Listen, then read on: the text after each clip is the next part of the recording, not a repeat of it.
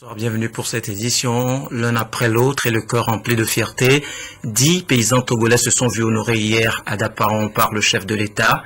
Sur leur poitrine, une médaille du mérite agricole pour couronner leur bravoure dans les travaux champêtres et leur témoigner le grand intérêt que l'État accorde à l'agriculture, l'un des secteurs vitaux de l'économie. Désiré Aloy nous relate le film de cette cérémonie hautement symbolique. En reconnaissance des actes de leur contribution à la promotion de l'agriculture, les producteurs ont été décorés par le président de la République. Ils sont 10 à être élevés officiers de l'ordre de mérite agricole.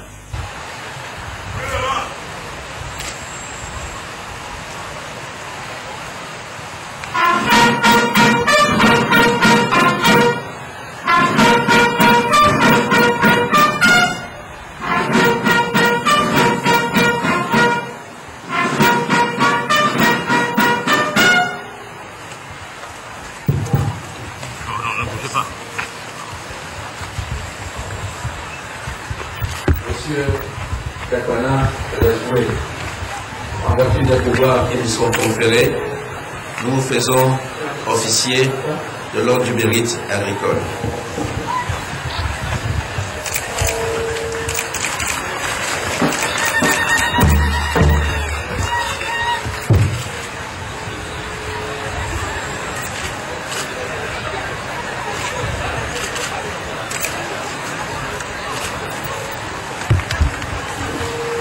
Monsieur Romate Sakoïka, en vertu des pouvoirs qui nous sont conférés, nous vous faisons officier de l'ordre du mérite agricole.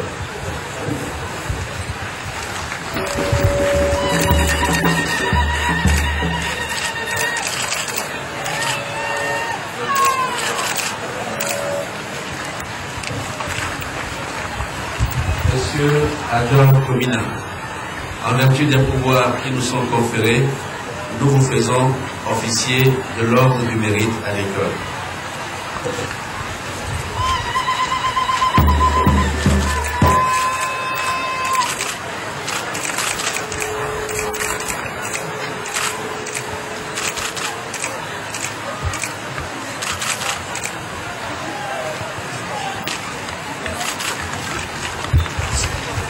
Monsieur Afedji Kokou, en vertu des pouvoirs qui nous sont conférés, nous vous faisons officier de l'ordre du mérite agricole.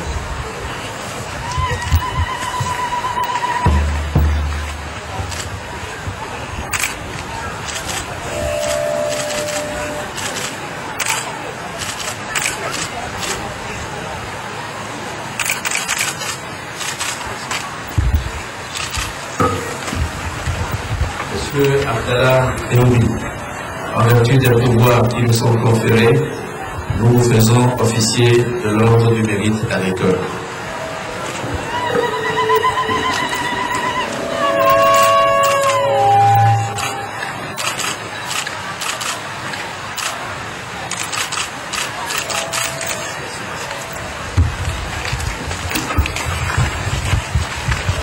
Monsieur Amédée Nazon Kokou, en vertu des pouvoirs qui nous sont conférés, nous vous faisons officier de l'ordre du mérite agricole.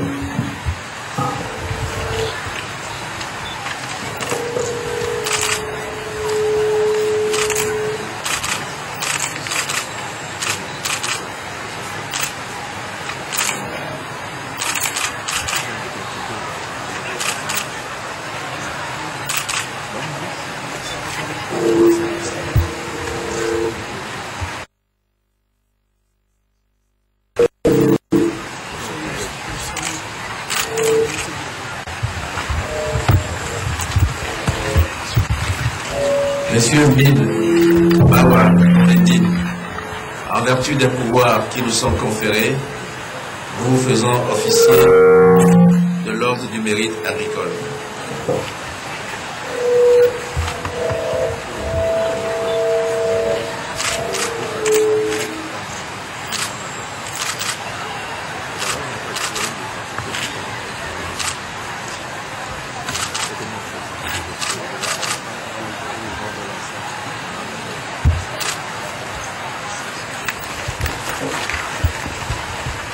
Monsieur Djamdia Abdou, en vertu des pouvoirs qui nous sont conférés, nous vous faisons officier de l'ordre du mérite agricole.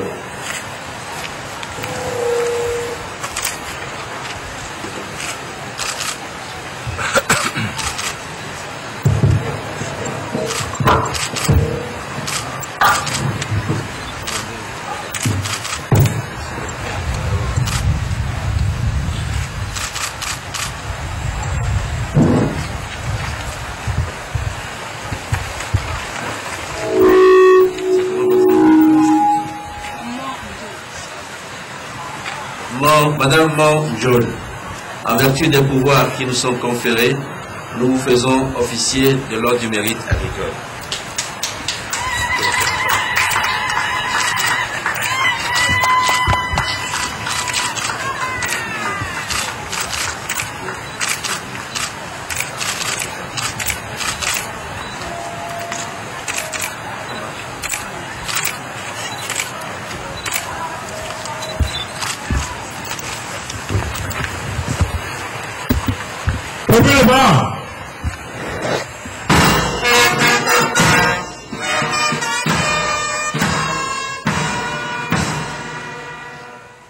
Fière de cette distinction, Madame Mondiol du groupement Afmonti à Bassar témoigne sa reconnaissance au chef de l'État.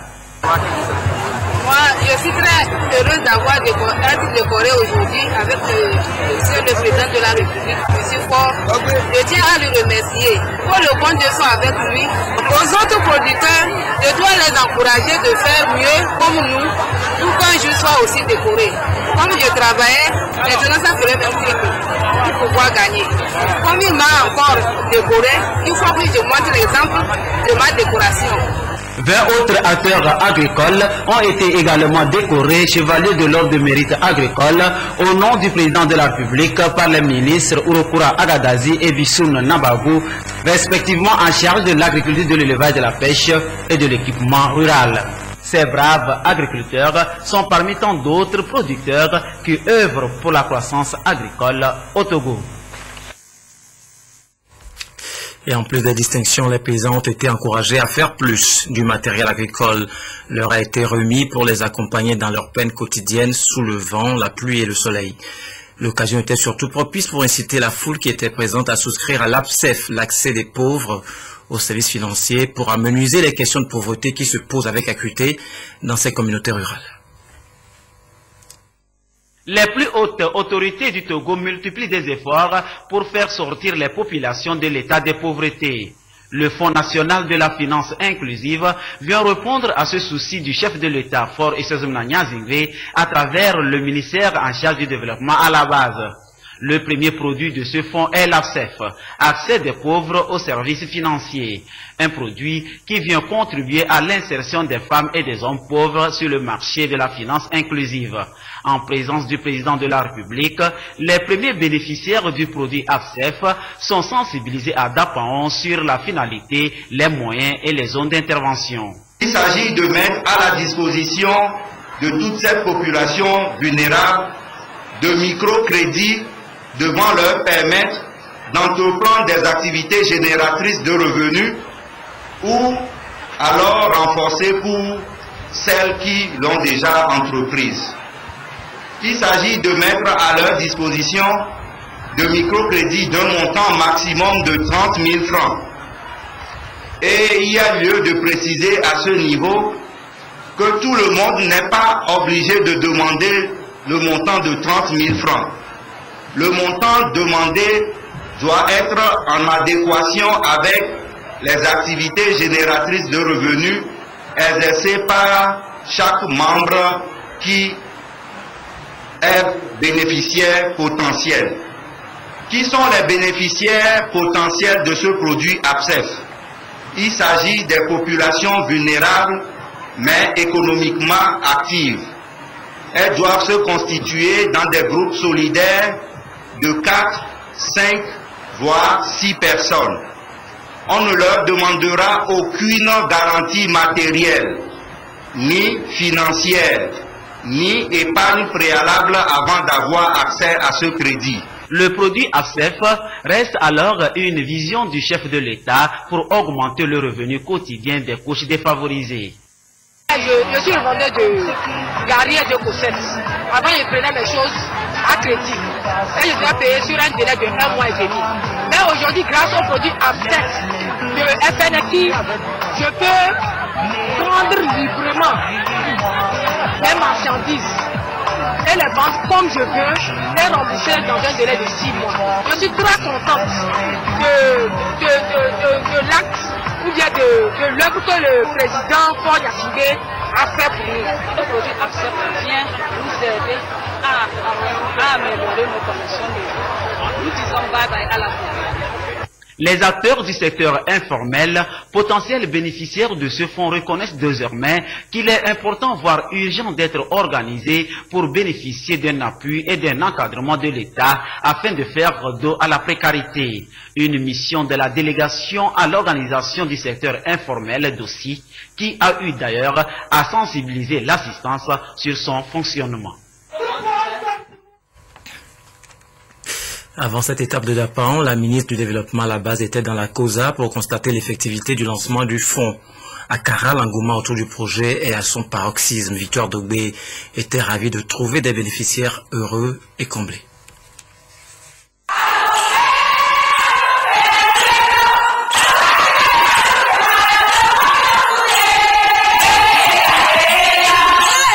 C'est dans cette même salle du Palais des Congrès de Kara que fut lancé le 25 janvier dernier par le président de la République, Faure Sosomna Gnassingbé, le FNFI, Fonds national de la finance inclusive. Cet établissement public, placé sous la tutelle du ministère du Développement à la base, de l'artisanat, de la jeunesse et de l'emploi des jeunes, a, après 3 mois, donné naissance à l'APSEF, accès des pauvres aux services financiers. Ce premier produit du FNFI a été présenté à cette assistance. Il s'agit d'un microcrédit d'un montant maximum de 30 000 francs. Nous parlons d'un montant maximum, mais il n'est pas obligé que tout le monde demande 30 000 francs. Tout le monde peut avoir accès à ce crédit. Comment? Il faut se constituer en groupe solidaire de 4, 5, voire 6 personnes, et il faut que chaque membre dans le groupe exerce une activité génératrice de revenus. Si quelqu'un prend un crédit de 30 000 francs, il va payer dans l'année un intérêt de 1 500 francs. Humecto, Eshop, Promo Finance, Mufec, Copec AD, Fusec, Urclec, CK sont les institutions de microfinance partenaires du FNFI dans la préfecture de la COSA. La tournée de la ministre en charge du développement à la base est une manière de soutenir les actions de démarrage sur le terrain du produit accès des pauvres aux services financiers. L'APSEF, c'est pour vous, c'est votre produit. C'est un produit de masse. On veut que vous soyez libérés financièrement, que vous soyez autonomes. Et quand vous êtes autonome, vous vous occupez de vous-même, vous êtes encore plus belle, plus épanouie. Vous pouvez vous occuper de vos familles, de vos enfants, de vos maris, et vous pouvez dignement contribuer au développement de notre pays. C'est ce que le président recherche. La formation que les IMF vont vous donner, elle est importante. Sans la formation, on ne va pas vous donner de crédit. On leur a donné des consignes. Sans la formation, elles ne donneront pas de crédit. Parce que nous voulons vous amener à bien gérer le crédit et à rembourser pour que vous puissiez continuer à en prendre et permettre à d'autres aussi d'en prendre. À la sortie du Palais des Congrès, la ministre Tomega Dogbé a visité le siège à Kara du FNFI. Les bureaux du FNFI Kara sont situés derrière le commissariat de police. Après cette étape, la ministre du Développement à la base a pris la direction de Sundina Ba. Là, elle a visité des groupements en cours de formation en éducation financière et entrepreneuriale pour bénéficier de l'APSEF. Toujours dans le sens du développement socio-économique des communautés, une ONG religieuse internationale réalise de grands projets dans le Vaud et le ZIOR. L'association Global Islamic Mission d'Australie érige des écoles, des fermes et des centres communautaires au profit des populations. Découvrez cet ambitieux projet sous la plume de Gérard Lagoudou et Nathalie Kwanik. Après Zoti dans le Vaud, c'est au tour de Gapé Centre dans le Zio de bénéficier des projets d'infrastructure de l'association Global Islamic Mission d'Australie. La pose de cette pierre confirme le lancement officiel des 10 chantiers. Il s'agit d'un complexe scolaire, d'une salle informatique, d'une ferme agricole, d'un orphelinat, des salles d'hébergement, d'un centre de santé et bien d'autres encore. Mais ici, les réalités ne sont pas les mêmes. Le plan de Gapé, ce serait un peu plus grand que le plan de Zoti. Ici à Gapé, par exemple, il y aura l'université. Quand les enfants commencent le CP1, ils terminent à l'université. Il y aura même des cités qu'on va construire. Logement des gens, quand il est touristes, les invités, les étrangers, ils viennent. On aura aussi leur hébergement. Même des hôtels seront prévus dedans. Tout un vaste chantier que l'association Global Islamic Mission d'Australie compte réaliser au Togo.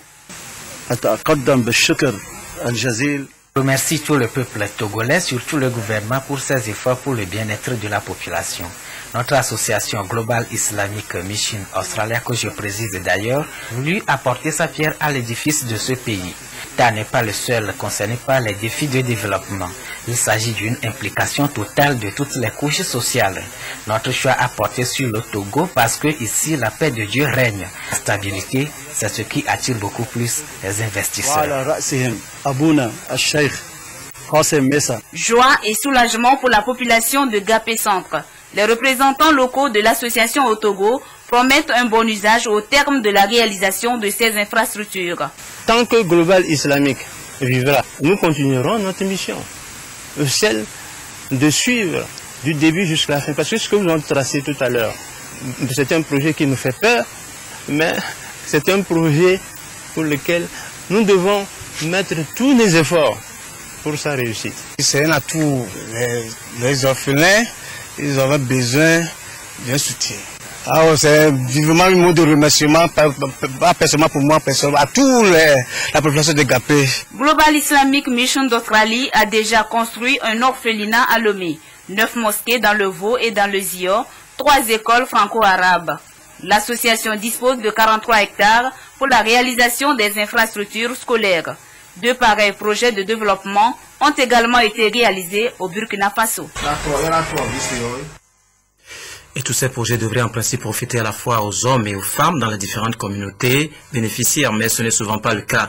Les femmes sont souvent marginalisées, ce que combat fermement le ministère de la Promotion de la Femme. Ce département est en pleine dissémination des 6e et 7e rapports sur l'élimination de toute forme de discrimination envers les femmes. La séance de Kara avec Nestor Moussou. Cette rencontre régionale de Kara a été consacrée aux recommandations découlant de la présentation des 6e et 7e rapports périodiques de la Convention sur l'élimination de toutes les formes de discrimination à l'égard des femmes, CEDEF. Le 4 octobre 2012, le Togo a présenté à Genève devant le comité concerné ces 2 rapports. Des documents qui font référence à l'état du progrès réalisé dans les différents domaines que couvre cette convention et les difficultés éprouvées. Des recommandations ont été formulées afin que le Togo puisse combler les écarts et insuffisances constatées en vue d'assurer une égalité de droits entre l'homme et la femme. C'est ce qui explique la tournée de l'action sociale, de la promotion de la femme et de l'alphabétisation. Ce département entend par cette tournée vulgariser ses recommandations. La Convention sur l'élimination de toutes les formes de discrimination à l'égard des femmes couvre plusieurs domaines et plusieurs secteurs. Donc les recommandations sont relatives à l'éducation, à l'économie, à l'emploi. Donc la Convention couvre plusieurs thématiques et les recommandations ont été faites par rapport à ces thématiques. Donc il était de bon temps que nous venions vers les acteurs au niveau de la région de la Kara pour que ces différents acteurs puissent connaître, puissent s'approprier de ces recommandations. Parce que la mise en œuvre de ces recommandations ne concerne pas seulement que le gouvernement, ni le ministère qui a la charge de cette thématique. Donc les recommandations ont été faites à l'endroit des chefs traditionnels, à l'endroit des leaders religieux, à l'endroit de la société civile. Le secrétaire général de la préfecture de la COSA, Kokoutien Loa, en remerciant le ministère de l'Action sociale, de la promotion de la femme et de l'alphabétisation pour cette initiative, a exhorté les participants à une prise de conscience pour que des actions concrètes soient menées afin de mettre fin à toutes les formes d'injustice dont sont victimes les femmes. En Inde, une ONG locale se bat aux côtés des femmes pour faire prévaloir leurs droits. Grâce à la brigade Courage, les bourreaux des femmes sont poursuivis auprès des tribunaux et les maris indélicats sont rappelés à l'ordre.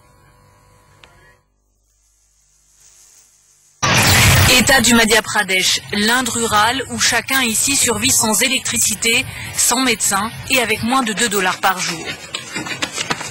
Comme beaucoup d'Indiennes, Afsana a quitté l'école à 11 ans pour se marier. Son rôle, rester docilement à la maison pour élever ses 3 filles. Mais un jour, elle a désobéi à la tradition familiale. Je ne pouvais plus supporter que mes enfants crient famine, donc j'ai trouvé un travail. Mais mon mari m'a battue parce que ça faisait du tort à sa réputation.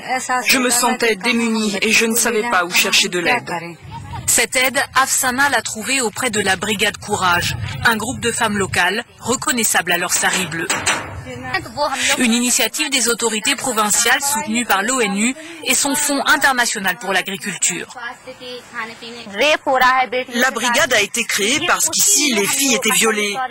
Elles avaient si peur qu'elles ne quittaient plus leur maison. Notre groupe a fait un gros travail, pas seulement avec ces femmes, mais avec toute leur famille. Il y a tellement de problèmes ici, violence contre les femmes, alcoolisme, jeu d'argent, mariage précoce. Souvent la solution n'est pas de renforcer la loi, mais de s'appuyer sur la pression communautaire. Une pression salutaire pour briser le silence et faire reculer la peur. Cette femme accepte de témoigner à condition de ne dévoiler ni son nom, ni celui de son village. Son neveu de 14 ans a été assassiné juste parce que sa chèvre avait volé du grain. Finalement, on a retrouvé son corps dans un grenier à grains. Les doigts de ses 2 mains étaient coupés. Oui, ses 2 mains mutilées, ses orteils aussi, et son cou était tranché. C'était atroce. La police ne voulait pas s'en mêler, alors les femmes en sari bleu ont appelé des dizaines d'Indiennes à bloquer les routes. Aujourd'hui, le meurtrier présumé est devant la justice. Mais la brigade Courage sait aussi favoriser l'autonomie des femmes grâce au microcrédit. Nous retrouvons Afsana. Grâce à un prêt, elle a monté sa boulangerie et emploie même 5 femmes. Gagner sa vie, faire des choix, une liberté inespérée en Inde où les femmes subissent au quotidien la violence et la discrimination. De cette association indienne seront difficilement réalisables au nord du Nigeria à cause des affres de la secte islamiste Boko Haram. Elle détient actuellement 235 lycéennes en captivité, ce qui a provoqué une vague d'émotion au plan mondial. À Paris, François Hollande a convoqué d'urgence un sommet sur la question sécuritaire au Nigeria et dans les régions environnantes. Ici, pour déclarer la guerre au Boko Haram. On va la poursuivre et on vaincra cette chose terroriste. Les chefs d'État camerounais et nigérians assis côte à côte, c'est l'une des réussites du mini-sommet africain de Paris, consacré à la lutte contre Boko Haram. La secte islamiste radicale, basée au Nigeria depuis 12 ans, frappe aussi au Cameroun. En froid depuis des années, Yaoundé et Abuja l'ont compris, tous les pays voisins doivent aujourd'hui s'unir pour combattre Boko Haram. C'est pour cela que vous voyez tout le monde ici présent avec le président français, pour étudier toutes les possibilités de travailler ensemble en équipe pour avoir la capacité d'intervenir dans tous les pays où agissent ces terroristes. C'est l'enlèvement par Boko Haram de quelques 230 lycéennes nigérianes qui a décidé le Nigeria à demander l'aide de la communauté internationale. Le président français a réuni les pays de la région pour adopter une stratégie globale contre le groupe islamiste armé. Nous avons décidé d'un plan d'action à moyen terme permettant aux 5 pays qui sont ici représentés, je parle des pays africains, à la France, aux États-Unis, au Royaume-Uni, à l'Europe, de pouvoir également agir en coopération, en unité et en efficacité. Les chefs d'État africains s'engagent à coordonner leurs renseignements et leurs patrouilles aux frontières, à renforcer aussi les effectifs militaires autour du lac Tchad. Un dispositif pour en finir avec Boko Haram qui a continué à sévir pendant le sommet. La secte a attaqué un chantier au Cameroun, 10 travailleurs chinois auraient été enlevés et un soldat camerounais tué. C'est toujours possible, même si tous les espoirs semblent anéantis. Le sort des enfants de la rue, ne doit jamais être conçu comme scellé ni susciter de l'indifférence. C'est le mérite que l'on doit reconnaître à cette dame que vous allez voir, brigadier, ancien chef de police, qui profite de sa retraite pour récupérer et offrir son affection aux enfants errants, démunis et abandonnés. Drapé dans sa blouse et baguette à la main, Edem a maintenant son métier, la soudure. Cette situation lui était impensable il y a 3 ans, n'eût été la providence divine. Comme lui, ils étaient de nombreux adolescents à passer une bonne partie de leur vie dans la rue. Ils avaient fait de leur dortoir les hangars du marché d'Agoye à Sieye jusqu'en 2011 où ce marché fut aménagé et soigneusement fermé. Désormais, Edem et ses copains n'avaient plus accès à leur abri de fortune, mais une nouvelle page très sérieuse s'ouvrait pour toujours dans leur vie. Nous étions au marché, c'est là qu'on vivait. C'est ainsi que Madame Mangani nous a récupérés et mis en formation. La Providence les a alors conduits à cette femme de caractère. Officier de police à la retraite, elle s'est engagée dans la défense de la cause des enfants déshérités. Je fais un repas que je leur envoie. Les soirs, quand ils ont fini de se promener dans le marché, et ils mangent, ils me ramènent les assiettes. Un jour, ça m'est venu comme ça de leur demander quel travail ils veulent apprendre, quel métier ils veulent apprendre. Et les deux m'ont dit qu'ils veulent apprendre la soudure ferreur. La tâche n'a pas été tout de même aisée. Je remercie le Seigneur. C'est sa mère qui a tout fait. Sinon, prendre un enfant au marché là, c'est très difficile. Le caractère qu'il a, c'est pas pour rester à la maison. C'est difficile de le prendre et de lui dire fais ceci. Ça a été un chemin difficile, mais chaque fois je prie Dieu. Ils étaient une dizaine d'enfants à être récupérés. Certains ont pu regagner leurs parents. Les 7 autres qui ne le peuvent plus ont été mis en apprentissage de métier. Edem, âgé aujourd'hui de 19 ans, est le premier à recevoir son diplôme de fin d'apprentissage. Ce que nous faisons, bien tout ce que tu vas faire dans la vie, il ne faut pas dire que tu vas gagner ça aujourd'hui. C'est Dieu qui va te remercier. Donc je les ai eus. Ils sont ici, bon, plus de 7 personnes comme ça. Ce qu'ils font au marché, bon, ils voulaient continuer ça ici, mais bon, comme je suis un père de famille, je sais bien comment je vais les prendre. La bienfaitrice, Madame Mangani, a en ce jour en charge d'autres enfants et personnes vulnérables à Ouahala et dans le village de Sara Abassar. Certainement que de bonnes volontés peuvent aussi apporter leur soutien dans cette bataille commune contre ce phénomène récurrent d'enfants de la rue. Un reportage de Adolphe Parker. La fructueuse coopérative d'épargne et de crédit a bouclé hier le bilan de ses activités pour le compte de l'année 2013. À ce bilan satisfaisant s'ajoutent de bonnes perspectives pour l'avenir au profit des clients. Sylvain Rabdou. Réunis en assemblée générale de la coopérative d'épargne et de crédit La Fructueuse, responsables membres de cette structure d'épargne et de crédit font le bilan des activités de l'exercice 2013. Activités qui s'articulent autour des échanges sur la vie de l'institution pour jeter de nouvelles bases afin d'améliorer ses prestations.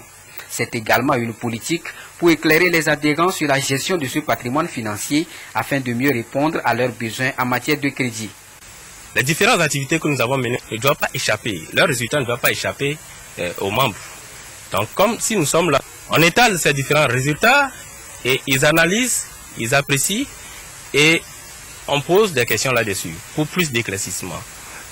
C'est d'ailleurs pourquoi nous disons que ça doit avoir un impact sur les membres et ça leur permettra d'ailleurs d'être nos agents commerciaux parce qu'ils disposent désormais un nombre d'informations pour ceux qui n'ont pas encore adhéré à la COPEC La Fructueuse.